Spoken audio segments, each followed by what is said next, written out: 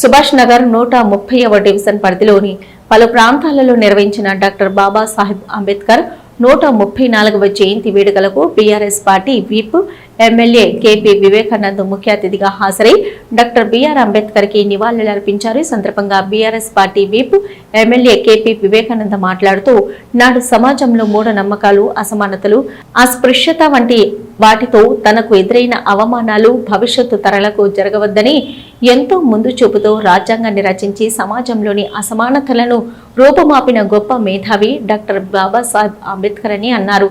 Doctor BR Ambedkar గారు రచించిన రాజ్యాంగమే దేశ ప్రజలకు రక్ష అని అన్నారు.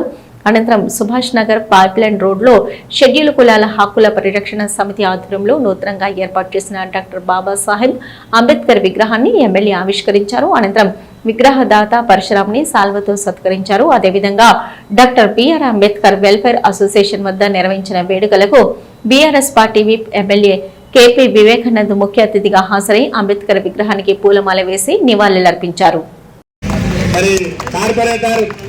సురేష్ రెడ్డి గారు, మరి అధ్యక్షులు పోలే శ్రీకాంత్ గారు ఆధ్వర్యంలో మరి ఈ యొక్క జెండా ఆవిష్కరణ జరిగింది. అట్లాగే మన స్థానిక నాయకులు నాగిరెడ్డి గారు, మరి మహిళమ్మ తల్లులందరూ పేరు పేరున జేబీఎంలో తెలియజేస్తూ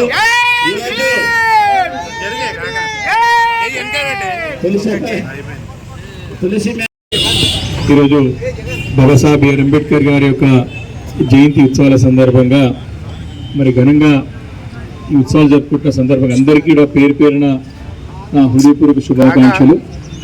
ఈరోజు సుభాష్ నగర్లో schedule caste rights protection society Subhash Nagar వారి ఆధ్వర్యంలో ఏర్పాటు చేసినటువంటి విగ్రహావిష్కరణ కార్యక్రమానికి నాతో పాటు విచ్చేసినటువంటి గౌరవ కార్పొరేటర్ గారు సురేష్ రెడ్డి గారు, అదేవిధంగా డివిజన్ అధ్యక్షులుగా పనిచేసినటువంటి సీనియర్ నాయకులు శ్రీకాంత్ గారు, నాయకులు నాగిరెడ్డి గారు, సీనియర్ నాయకులు బలరాం రెడ్డి గారు, సుభాష్ నగర్లో అందరూ కూడా పార్టీలకు అతీతంగా ఏకమై మరి చక్కటి మంచి కార్యక్రమాన్ని చేపట్టినందుకు సుభాష్ నగర్ వాసులందరూ కూడా నా మనస్ఫూర్తిగా అభినందనలు తెలియజేస్తారు. రాజ్యాంగమే మన దేశాన్ని ముందుకు కార్యక్రమం అంతా ఇంత గంభీరంగా జరుగుతుందంటే ఇలా జయంతి సందర్భంగా 134వ జయంతి సందర్భంగా మరి పరశురాము మరి వారికి వారి కుటుంబానికి వారి బ్రదర్ కళ్యాణ్ గారు కూడా మలేషియా రావాలి, మీరు కూడా రండి.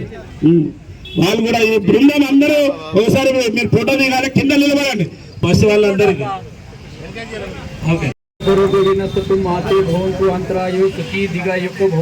भवतु सब मंगलम रक्षन्तु सब देवता सब बुद्धानुभावेन सदा सती भवन्तु ते भवतु सब मंगलम रक्षन्तु सब देवता सब धम्मानुभावेन सदा सती भवन्तु ते भवतु सब मंगलम रक्षन्तु सब देवता सब संघानुभावेन सदा सती भवन्तु ते. పెట్టుకుంటాం చాలా గొప్ప విషయం అని చెప్పి తెలియజేస్తా ఉన్నా. మరి నా దగ్గరికి మన జగను పరశురాము మల్లేష్ గారు వచ్చి అన్నా నేను ఇక్కడ విగ్రహం పెడతామని చెప్పడం జరిగింది. చెప్పాము, నేను ఒకటే చెప్పాను, ఎమ్మెల్యే గారు పర్మిషన్ తీసుకోండి, ఇది ఒక పార్టీకి సంబంధించిన విగ్రహం కాదు కాబట్టి అన్ని పార్టీ వాళ్ళని కలుపుకొని ఎలాంటి ప్రాబ్లం లేకుండా పార్టీలకు అతీతంగా పెట్టి మనం సక్సెస్ చేసుకోవాలని చెప్పాము. మరి ఇక్కడ ఉన్న అందరికీ అన్ని పార్టీల వాళ్ళకు థ్యాంక్ యూ వెరీ మచ్. అదేవిధంగా ఈరోజు చాలా విగ్రహాల దగ్గరికి వెళ్ళవలసి వచ్చింది కాబట్టి నేను కంప్లీట్ చేసి ఎమ్మెల్యే గారిని మాట్లాడవచ్చు కోరుతా చేసుకుంటూ. కాబట్టి బాబాసాహెబ్ అంబేద్కర్ గారి యొక్క ఆశయాల గురించి మా అందరం కూడా పనిచేయాల్సిన అవసరం ఉన్నది.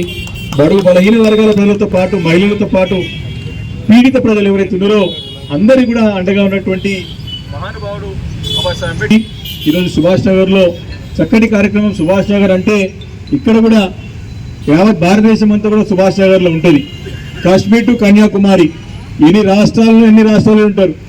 ఏ రాష్ట్రం తీసుకుంటారు, ఇక్కడ బీహారీ తీసుకుంటారు, యూపీ తీసుకుంటారు, రాజస్థానీ ఉంటారు, గుజరాత్ ఉంటారు, పంజాబీ ఉంటారు, బెంగాలీ ఉంటారు, ఒరిస్సా ఉంటారు, తమిళ ఉంటారు, కన్నడ ఉంటారు, మలయాళీ ఉంటారు, ఇంకేమైనా స్టేట్ మిస్ అయినాయా? అందరూ ఉంటారు ఇక్కడ. అంటే సుభాష్ నగర్ అంటేనే మన యావత్ భారతదేశం అంతా మినీ ఇండియా లాగా ఉంటుంది. ఇక్కడ అందరం కూడా మనము ఎవరున్నా అందరం కలిసిమెలిసి ఉంటాం. మనం కూడా ఇక్కడ నేను కూడా చిన్ననాటి నుండి కూడా సుభాష్ నగర్లో చూస్తూ వచ్చాను, పుట్టి పెరిగినాం. ఇక్కడంతా ఆడుతూ పాడుతూ పెరిగినటువంటి ప్రాంతం ఇదంతా కూడా.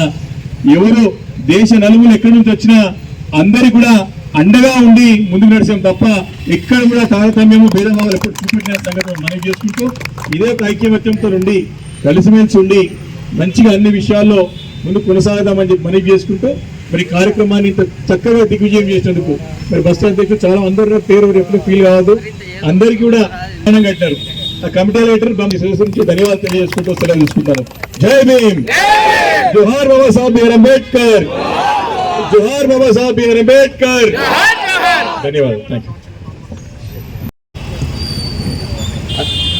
అందరూ అనాలే జై భీమ్, జై భీమ్, జై భీమ్. వర్ధిల్లాలి భారత రాజ్యాంగం, వర్ధిల్లాలి భారత రాజ్యాంగం, వర్ధిల్లాలి భారత రాజ్యాంగం. కాపాడుకుందాం అంబేద్కర్ ఆశయాలను, కొనసాగిస్తాం బాబాసాహెబ్ అంబేద్కర్ గారి ఆశయాలను. జై భీమ్.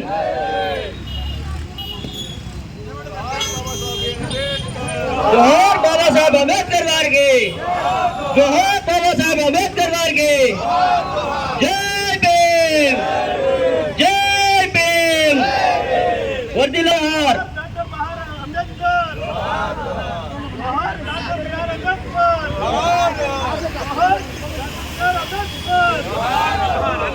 కోరుతున్నాం.